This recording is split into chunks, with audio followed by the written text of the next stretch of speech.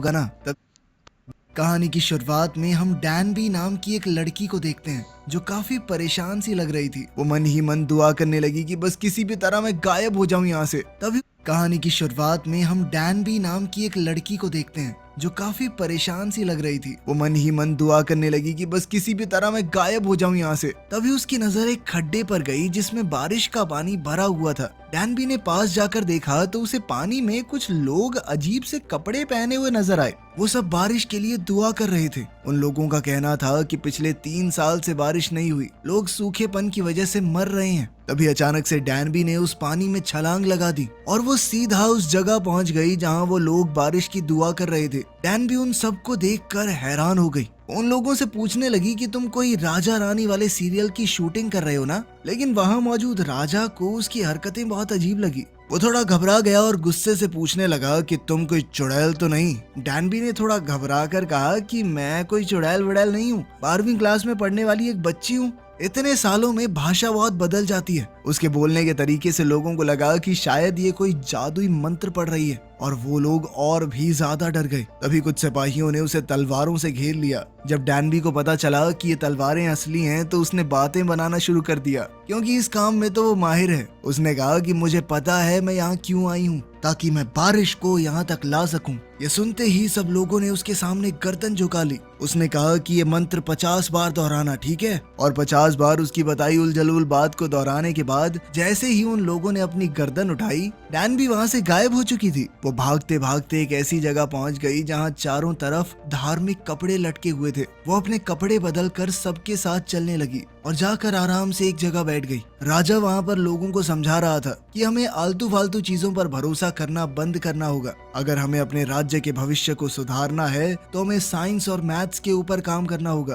तभी एक प्रीस्ट ने कहा कि ये सब कुछ बकवास है। ये साइंस की मदद से हम कभी कुदरत को समझ नहीं पाएंगे और बारिश न होने की एक ही वजह है, भगवान राजा से नाराज हैं। अगर बारिश करवानी है तो राजा को रानी के साथ एक खास रस्म पूरी करनी होगी। डैनबी इस मीटिंग में आराम से सो रही थी। तभी उसने देखा कि उसका फोन उसके पास नहीं है, तो वो उसे ढूंढने बाहर चली गई। लेकिन राजा के खास सिपाही साइतो ने उसे पकड़ लिया और राजा के पास ले गया। जब तक राजा वहाँ पर आता वो सोचती रही कि अगर बारिश हो जाए तो मैं वापस अपने घर जा सकती हूँ। लेकिन फिर उसे याद आया कि पिछले 3 साल से तो बारिश ही नहीं हुई यहाँ पे। राजा ने कहा कि इस लड़की ने हमें पागल बनाने की कोशिश की है, इसे जीने का कोई हक नहीं है। ये सुनकर डैनबी राजा से अपनी जान की भीख मांगने लगी। उसने कहा कि मैं तो बस एक स्टूडेंट हूँ सर, मुझे तो छोड़ दो। गलती से मैं फ्यूचर से यहाँ पे आ गई, मुझे नहीं पता कैसे।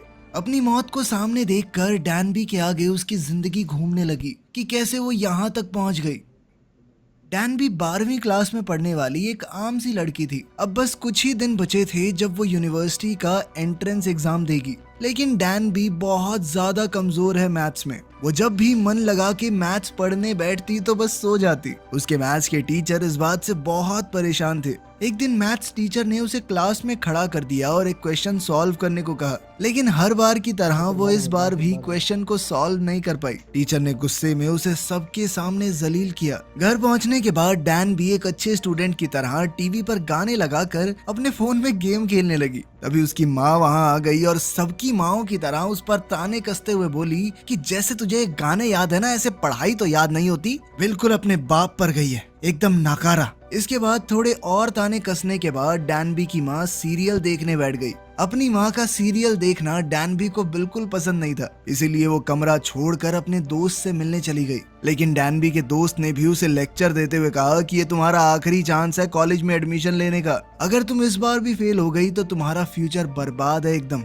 अगली सुबह डैनबी देर से उठी और एग्जाम के लिए भागने लगी। आज वही मेन एग्जाम था। तभी उसकी माँ ने उसे हिम्मत देते हुए कहा कि तुम अपना बेस्ट देना, देखना तुम्हें पक्का अच्छी यूनिवर्सिटी में एडमिशन मिल जाएगा। डैनबी बहुत परेशान थी, सबसे ज्यादा चिंता तो उसे मैथ्स की थी। वो एग्जाम सेंटर पहुंचने तक बस में भी पढ़ती रही। जैसे ही बस रुकी तो बाहर बारिश होने लगी। वो जल्दबाजी में अपना छाता लाना भी भूल गई थी और जल्दी से भीगते हुए एग्जाम सेंटर की तरफ भागने लगी। जैसे ही वो एग्जाम सेंटर के बाहर पहुंची उसकी धड़कनें और तेज हो गई। वो इस एग्जाम के लिए बिल्कुल तैयार नहीं थी, तो उसे अब पैनिक अटैक्स आने लगे। फेल होने के डर से वो वहाँ से भाग गई। डैनबी बारिश में ही बैठी रही। तभी उसे वो गड्ढा दिखा जिसमें कूद कर वो यहाँ आई थी। डैनबी ने राजा को साबित करने के लिए कि वो फ्यूचर से आई है, हिस्ट्री के बारे में चीजें बतानी शुरू की। लेकिन अफसोस बात नहीं बनी। फिर उसने थोड़ा दिमाग लगाकर झूठ कह दिया कि मैं मैथ्स में बहुत अच्छी हूँ। तभी राजा ने तलवार नीचे कर ली और कहा कि साबित करके दिखाओ।